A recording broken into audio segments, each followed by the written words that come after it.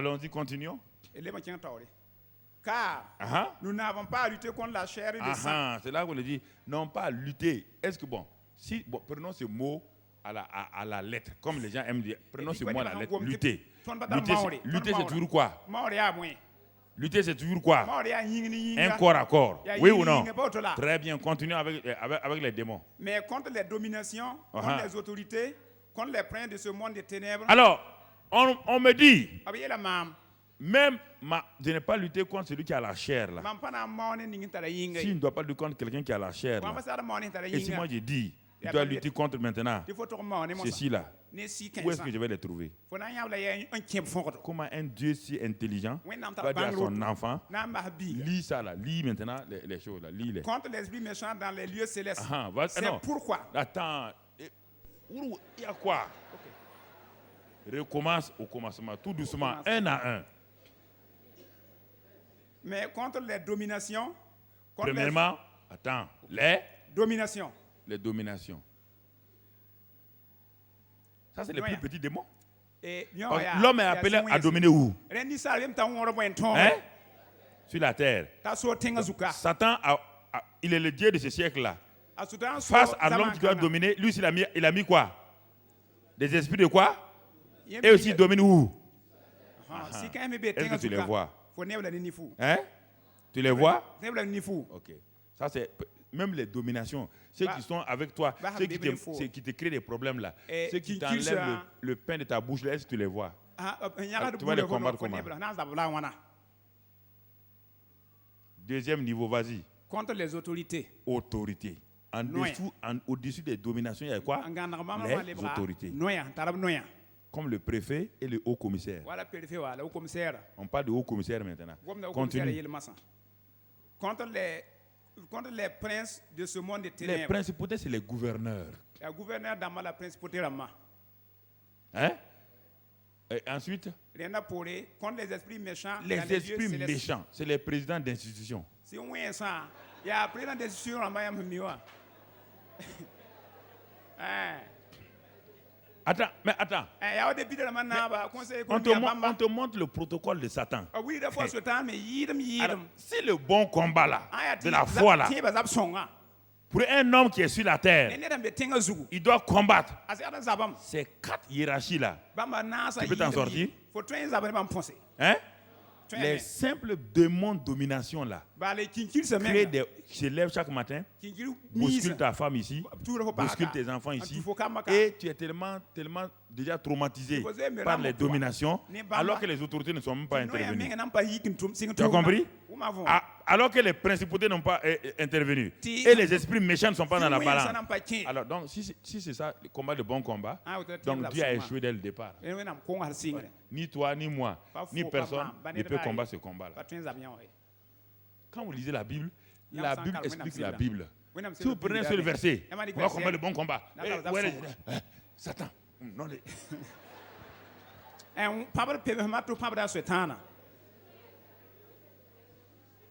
mais un esprit qui perd dans ton corps, comment tu vas lui donner coup de pied? Fais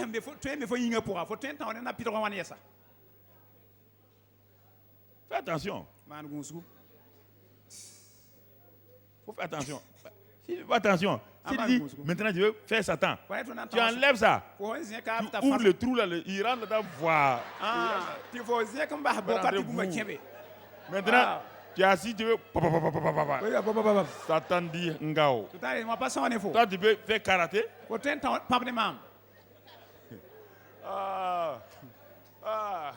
On a tout fait ici. On a combattu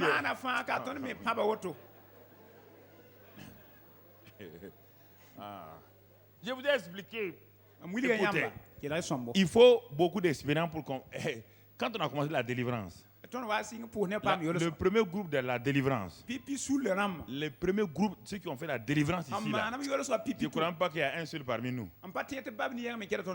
C'était dans la salle polyvalente là. Je ne sais même pas s'il y a un parmi nous. Je ne me rappelle plus. On les a mis, on les a formés et ils faisaient la délivrance là-bas. Et un jour, je me suis caché. Il il y avait tout l'ancienne petite église là. Il n'y avait pas tout ça là. J'ai marché pour aller voir comment ils font. J'ai trouvé, il y avait une jeune fille au milieu. Ils voulaient délivrer. Et tous étaient des garçons. Et il n'y a pas un seul marié parmi eux. Je me suis arrêté derrière la fenêtre là pour les regarder. Ils dansaient autour de la fille là, comme dans les films indiens là. Quand les Indiens là gagnent ils vont escarper. Il tournait comme ça. Et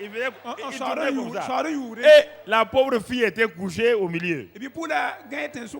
Mais quand il disait au nom de Jésus, effectivement, le démon tremblait. Mais il ne savait plus quoi faire maintenant. Et je les regardais. Il criait. Au nom de Jésus. Brusquement, j'ai vu. Qu'est-ce que la fille a fait? Elle était habillée en pagne. Brusquement, la fille a ouvert ses deux jambes. Quand elle a ouvert les deux jambes là,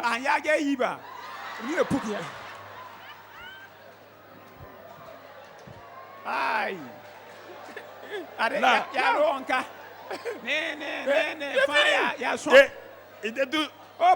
Je n'ai plus entendu au nom de Jésus.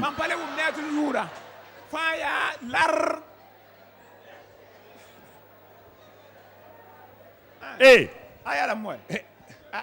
après quelques mois, ils sont venus me dire, pasteur, on a des problèmes. On est tous tombés dans la masturbation. À force de délivrer les filles, ils touchent les filles. Le corps là est doux. Alors ils s'en vont se masturber. Et le groupe a été décapité comme ça. C'est là qu'on a compris. Seigneur, on est en train de faire du mal aux jeunes là. C'est pas ça la délivrance. Comprenez? On a commencé à mêler quelques femmes là-dedans. Même là, donc vous comprenez. Si c'est ça le bon combat de la foi là, et ça se termine par des choses terribles comme ça, ce n'est pas ça que Jésus a dit. Ça, c'est des techniques. C'est des techniques. Et c'est pourquoi les grands ministères de délivrance qui n'opèrent pas dans la parole et la foi, à un moment donné, Satan vient et détruit toute l'œuvre. Il crée des problèmes sexuels aux gens. Et tout va d'un seul coup. Pourquoi? Parce qu'ils ont oublié comment entretenir la relation avec Dieu lui-même tout en tenant Satan en respect. C'est ta relation avec Dieu. C'est le côté négatif là. Le positif, c'est avec Dieu. Quand tu es avec Dieu, ça dit que automatiquement, tu es opposé à Satan. Tu es présent avec Dieu. Si tu aimes Dieu, tu hais Satan. Si Dieu t'aime, Satan te hait. Si tu te soumets à Dieu, automatiquement, Satan, il t'attaque. Tu dois résister à Satan. Alors, ça veut dire quoi? Le bon combat de la foi. Le bon combat de la foi. Bien-aimés frères et sœurs, car Jésus a déjà vaincu. On va lire ces passages-là. On va dans Luc 10. Avant même la mort de Jésus, regardons ce qu'il nous a donné. Luc 10, ce qu'il nous a donné. Luc 10, verset 1. Après cela, le Seigneur désigna encore 70 autres disciples. Et il les envoya deux à deux devant lui, dans toutes les villes et dans tous les lieux où lui-même devait aller. Et qu'est-ce qu'il leur dit? Allons au verset 9. Guérissez les malades qui s'y trouveront et dites-leur: le royaume des cieux s'est approché de vous. Et regardons maintenant au verset 17. Les 70 revinrent avec joie, disant: Seigneur, les démons même nous sont soumis en ton nom. Avant la mort de Jésus, les démons étaient déjà quoi? Soumis au nom de qui? Est-ce qu'ils ont dit qu'ils ont combattu? Ils ont parlé de combat ici? Non. La bonne compréhension va nous aider. Ces hommes qui sont partis n'étaient pas parmi les 12 apôtres. N'étaient pas des gens C'était des simples disciples. Et qu'est-ce qu'ils ont découvert? Ils ont découvert que le nom seul de Jésus suffit à soumettre les démons. Eux qui avaient peur des démons, quand ils ont découvert ça, ils ont été remplis d'une joie. Et ils sont venus dire à Jésus, les démons même. Ça veut dire, les démons même, ça veut dire qu'ils avaient trop peur d'eux. C'est pourquoi, mais dit les démons même, ceux dont on avait peur là, nous sommes soumis en ton nom. Dis à ton frère, à ta soeur, les démons te sont soumis au nom de Jésus. Les démons te sont soumis au nom de Jésus. N'aie pas peur. Même si tu as essayé plusieurs fois et que ça n'a pas marché, malgré tout cela, les démons te sont soumis au nom de Jésus. N'essayez pas de soumettre les démons par vos expériences. La Bible dit que les démons nous sont soumis au nom de Jésus. Ça, c'est ce que les disciples ont découvert. Le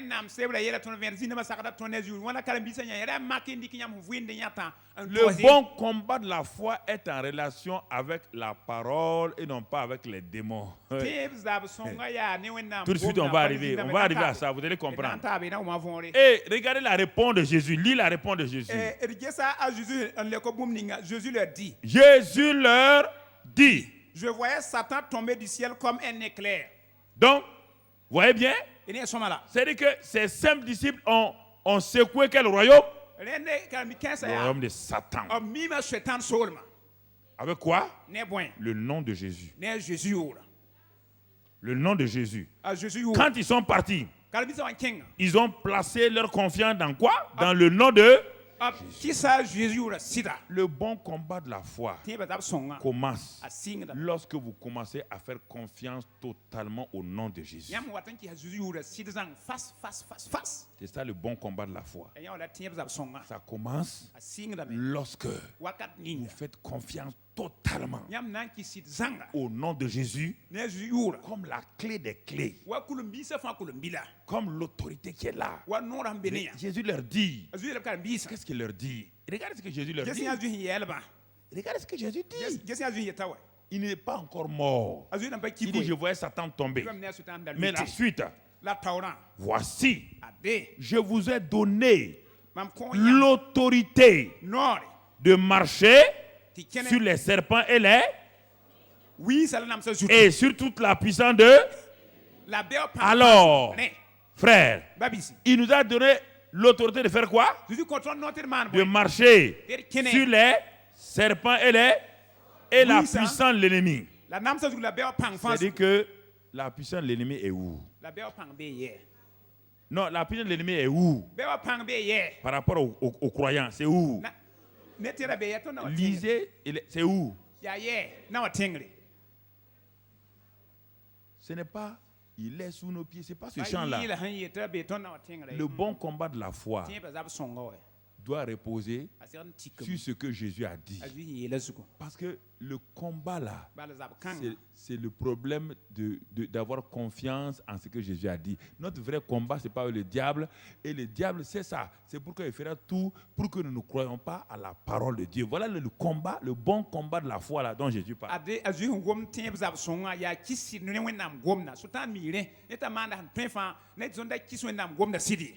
Alors, Jésus nous dit ici, je vais vous donner l'autorité. Non, il y a des gens qui croient à ça. Il suffit que le pasteur dit n'importe quoi, ils acceptent. Je vous ai.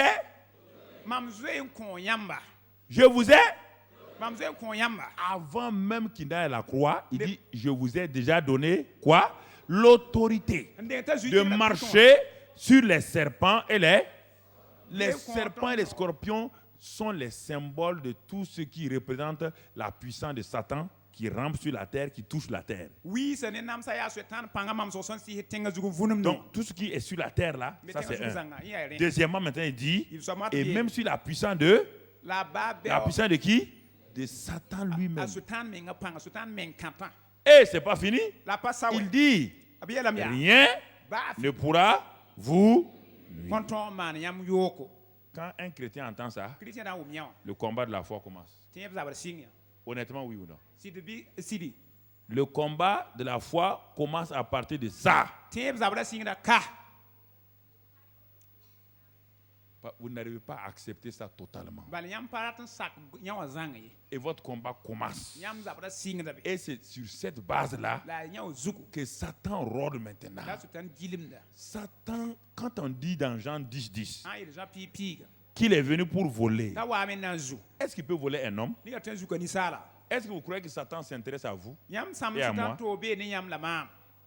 Réfléchissez honnêtement. Satan ne s'intéresse pas à vous et à moi. Si vous ne croyez pas, avant d'être chrétien là, vous étiez dominé déjà par Satan, non? Hein? Il pouvait vous tuer déjà là-bas. Pourquoi Satan s'intéresse aujourd'hui? Qu'est-ce qui l'intéresse en vous? C'est ça le problème. Nous tous, on était des citoyens de qui? Mais alors, si, étant ces citoyens, on ne l'intéressait même pas, pourquoi aujourd'hui on l'intéresse? Réfléchissez là. Vous croyez que vous avez changé? Ta taille a changé? Ton teint a changé? Satan s'intéresse à quoi chez toi? Satan ne s'intéresse pas à ton diplôme. Satan ne s'intéresse pas à ton argent. Satan ne s'intéresse même pas à ta santé. Satan cherche quelque chose. La Bible dit qu'il est venu pour voler, détruire et égorger. Qu'est-ce qu'il veut voler? Qu'est-ce que Satan veut voler? La relation qu'il y a entre l'homme et cette relation, c'est quoi? Non. On a déjà dit, quelle est la relation entre l'homme et Dieu? Ce n'est pas l'amour. Laissez ça. Oui, mais la foi qui vient de quoi? C'est ça. Qu'est-ce qui plaît à Dieu? Si la foi là est volée, est-ce que tu veux plaire à Dieu encore? Donc Satan est derrière quoi? La foi qui vient de quoi? De la parole de Dieu. Voilà la seule chose qui intéresse Satan. Chaque fois que Satan arrive à enlever ça, tu ne l'intéresses plus. Parce que tu es inefficace. Tu n'es plus dangereux pour lui. Tu n'es plus dangereux. Tu n'es plus dangereux pour Satan. Tu n'es plus dangereux. Pourquoi? Hein? Quelqu'un te braque. Tu arrives à enlever, prends le revolver. Est-ce qu'il est dangereux encore?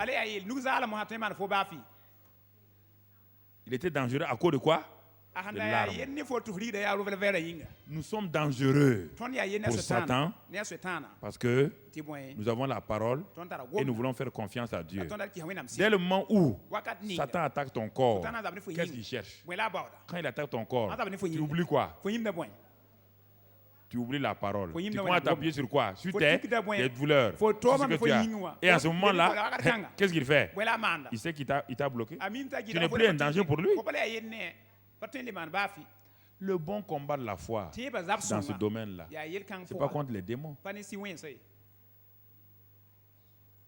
S'il arrive à voler la parole, tu n'auras plus la foi. Et quand tu n'as plus de foi, tu n'intéresses plus Satan. Puis tu deviens son citoyen qu'il domine. Tu vas commencer à faire quoi? À te plaindre comme les gens du monde, sexuellement, à vivre comme les gens du monde. Mais est-ce que les gens du monde intéressent Satan? Est-ce que non, réfléchissez là. Est-ce que les gens du monde intéressent Satan? Quand tu es dans le monde là, tu avais des problèmes comme ça? En dehors des problèmes naturels là, les relations avec l'homme et la femme, les relations d'argent, en dehors de ça, est-ce que tu luttais comme ça? Pourquoi? Parce que tu ne l'intéressais pas. Tu n'as pas la foi. Mais dès que tu es devenu chrétien, on dit le juste maintenant, celui qui a été justifié là, doit vivre par là. Alors s'il doit vivre par la foi, il devient dangereux pour qui? Satan. Et Satan va te laisser. Alors, ce n'est pas toi qui le veux. Quand il enlève la foi là, je te dis que tu n'as plus de valeur à ses yeux. Tu n'as qu'à être belle comme une diablesse.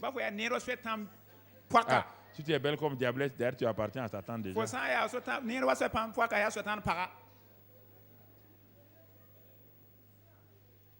Est-ce que vous comprenez ce que je vous dis? La loi de la foi là. Voici le vrai problème. Satan. Je n'intéresse pas Satan. Moi, Mamadou Karambi là, je n'intéresse pas Satan. Tant qu'il voit en moi, dès que je sais de dire maintenant, moi je crois la parole.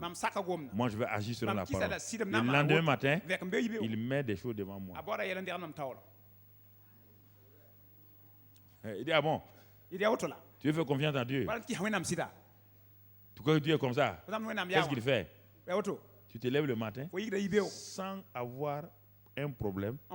Tu as des courbatures, tu as des maux de tête, tu es abattu. Qu'est-ce qu'il veut? Il dit, mais est-ce que tu peux avoir confiance en Dieu? Tu dis à ta femme, mais pourtant hier nuit là, on a bien dormi, il n'y a pas eu... toi tu as dit hier nuit, que tu as dit qu'à partir de maintenant, tu vas marcher seulement selon la confiance en la parole de Dieu. Tu as déclaré la guerre à qui? Satan. Mais qu'est-ce qu'il lui fait?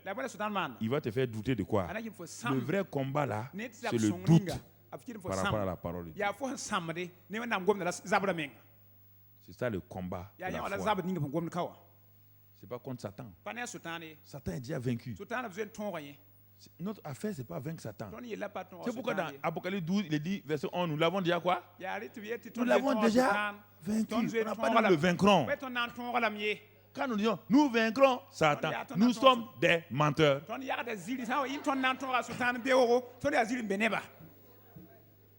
Tu vas vaincre Satan comment? La Bible dit, nous l'avons vaincu.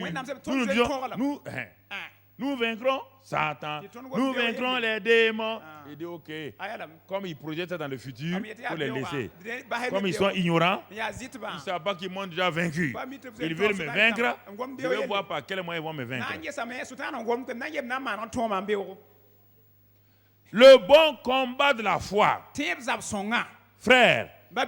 Ce n'est pas les cris et autre chose. C'est s'appuyer sur ce que Christ a fait. Alors, si un homme commence à s'appuyer sur la parole, tous ces problèmes commencent. Tous ces problèmes. La Bible dit qu'il rôde. Un voleur cherche quoi dans une maison? Le vieux taux d'hier. Est-ce qu'il y a un voleur qui a déjà volé votre vieille sauce?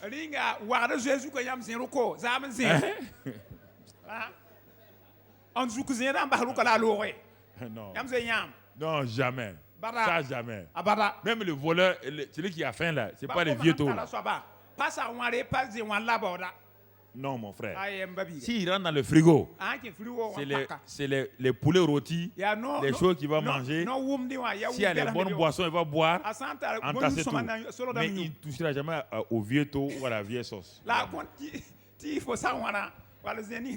La Bible dit que Satan est un voleur. Mais un voleur vole quoi? C'est ce qui est précieux dans ta vie. Et qu'est-ce qui est précieux dans ta vie? C'est la foi. Puisque la foi, c'est ce qui plaît à Dieu. S'il arrive à voler la foi, tu ne plais plus à Dieu. Tu ne peux plus t'adosser sur Dieu. Mais tu es entre ses mains.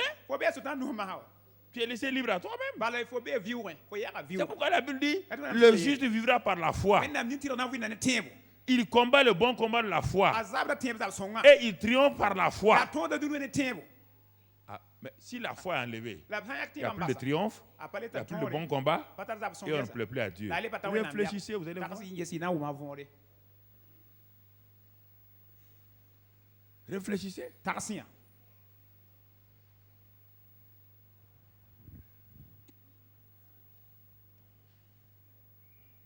Et ce n'est pas dans le ministère que Satan voit la foi, c'est dans le quotidien. Notre foi volée là, c'est notre relation quotidienne avec Dieu. Comment arriver à être constant avec Dieu chaque jour?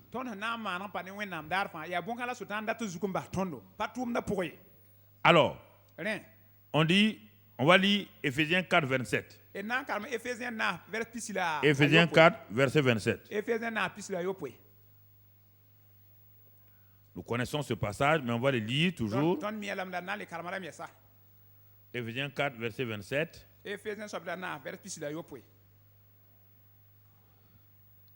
La Bible dit, et ne donnez pas accès au diable. Vous donnez accès au diable quand? Verset 30. N'attristez pas le Saint-Esprit de Dieu. C'est-à-dire, si vous demeurez dans la communion avec Dieu, si vous demeurez dans l'obéissance, aimer Dieu, c'est obéir simplement à Dieu. C'est simplement ça. Aimer Dieu, c'est simplement obéir à sa parole. Frère, ne cherchez pas à aimer Dieu. Il y a des gens qui disent, oh, moi j'aime Jésus. Tu ne peux pas aimer Jésus. Car on ne peut pas tenir Jésus dans ses bras. Non. On n'aime pas Jésus. On obéit à Jésus. Et quand tu obéis, tu l'aimes. C'est simplement ça. C'est ça simplement. L'amour, aimer Jésus. C'est pas autre chose. C'est pas autre chose.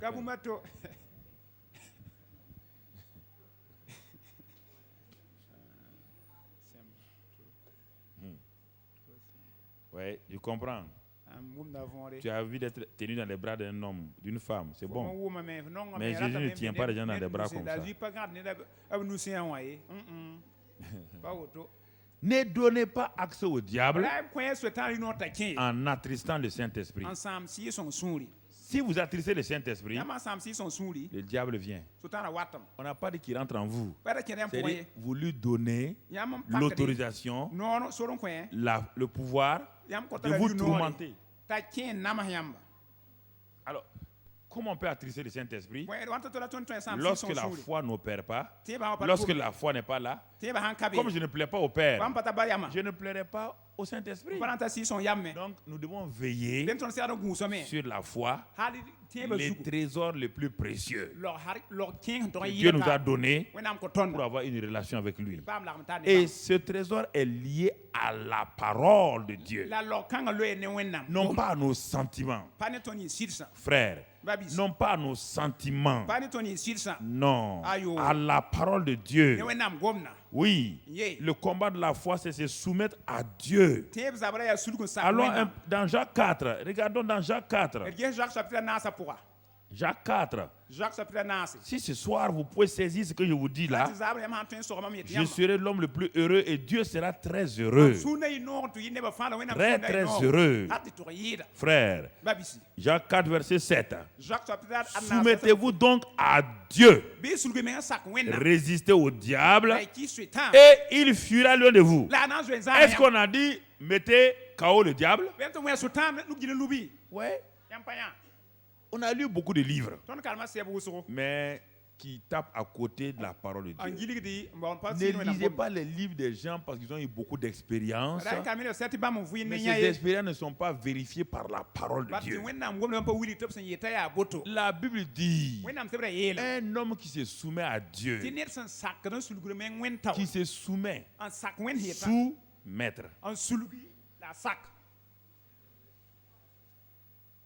Comment le diable viendra te prendre dans les mains de Dieu? Comment il va faire? Hein? Regarde. Tu étais enfant, maigrelet, tu avais peur. Chaque fois, on te chasse. Chaque fois, tes camarades te chassent.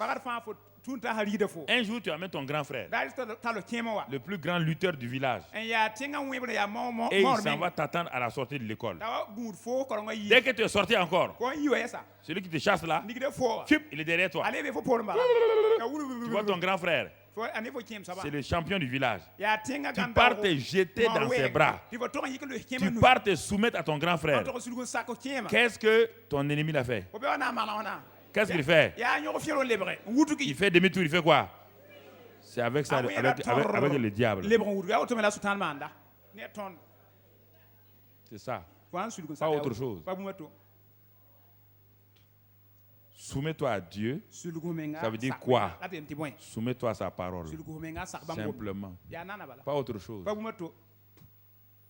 Sa parole est un refuge puissant. C'est l'abri contre la bombe. Écoutez ce que je vous dis ce soir là.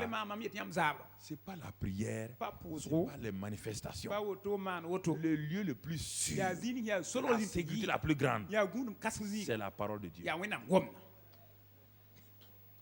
Votre réaction prouve que vous ne croyez pas ça. Vous croyez aux jeunes, vous croyez à ces... C'est votre problème. C'est pourquoi vous n'avez pas la victoire. Pendant des années, la victoire, c'est écouter. Shadrach, Meshach, Abednego, 3 jeunes.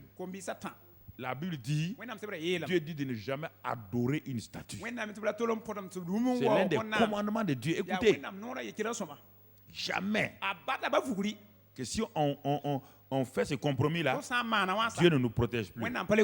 Donc, ces 3 enfants, quand on a dressé la statue de ce grand roi, ils ont refusé. Parce qu'ils se sont soumis à qui? Mais est-ce que Dieu était là-bas physiquement? Je vous pose une question. Écoutez-moi là. Il y a des choses que je vais vous dire, mais que parfois, vous avez été déformés par des livres et des témoignages que les gens vous ont dit, qui n'est pas vrai. Et parfois, ma lutte avec vous, c'est que vous avez été déjà moulé par des gens avant que je vous parle. Quand vous sortez d'ici, vous allez ailleurs et vous prenez des choses. Écoutez-moi. Shadrach, Abednego, le roi Nebuchadnezzar était le plus puissant de toute la terre. Il avait toutes les armes. Il avait le feu. Je vous pose la question. Quand Shadrach, Abednego et Meshach ont décidé de se soumettre à Dieu, est-ce qu'ils ne savaient pas ce qui les attendait? Ils ne savaient pas. Naturellement, ce qu'ils attendaient. Ils ont dit que celui qui ne se soumet pas, ça va faire quoi? Jeter dans un feu. Je vous pose la question maintenant. Si vous dites, ils ont combattu quel combat? C'est le combat de la foi. En faisant quoi? En se soumettant à quoi? La parole de Dieu. Quand ils se sont soumis à la parole de Dieu, donc ils ont résisté à qui? À Nebuchadnezzar. Nebuchadnezzar n'a pas réagi, mais il a eu la victoire. Oui, frère. Nebuchadnezzar les a pris, les a jetés où? Dans le feu. Comment écoutez maintenant. Comment ces enfants-là, qu'est-ce qu'ils ont expérimenté? Ils ont expérimenté la vérité, la réalité de la parole de quoi? Comment? Puisque celui qui est la parole là s'est trouvé au milieu de quoi? Avec qui? Avec les 3 enfants. Celui qui est la parole là, si vous le mettez à l'épreuve, si vous mettez Dieu à l'épreuve, vous ne le voyez pas de vos yeux. Mais au moment où vous le mettez à l'épreuve là, il va venir habiter avec vous dans votre épreuve.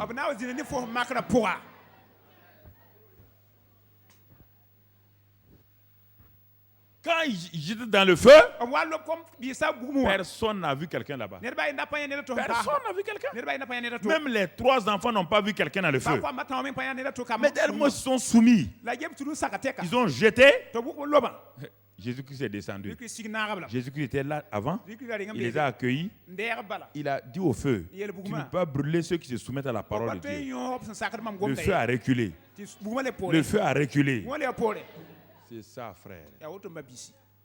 Ce que je vous dis ce soir, c'est ça votre succès dans tout. Soumettez-vous à la parole. Même quand la douleur est là, dites c'est par ces meurtrissures que je suis guéri. Quand les maux de tête sont là, dites-lui cela. Dites à Satan, moi j'ai autorité sur toi.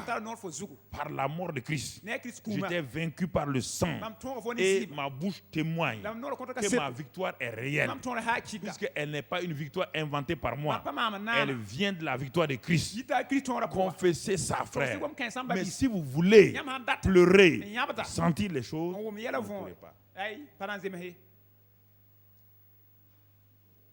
Soumettez-vous donc à Dieu et résistez au diable. Comment quelqu'un peut résister au diable s'il n'est pas soumis à Dieu? Dites-moi comment. Comment il va faire? Comment il va faire?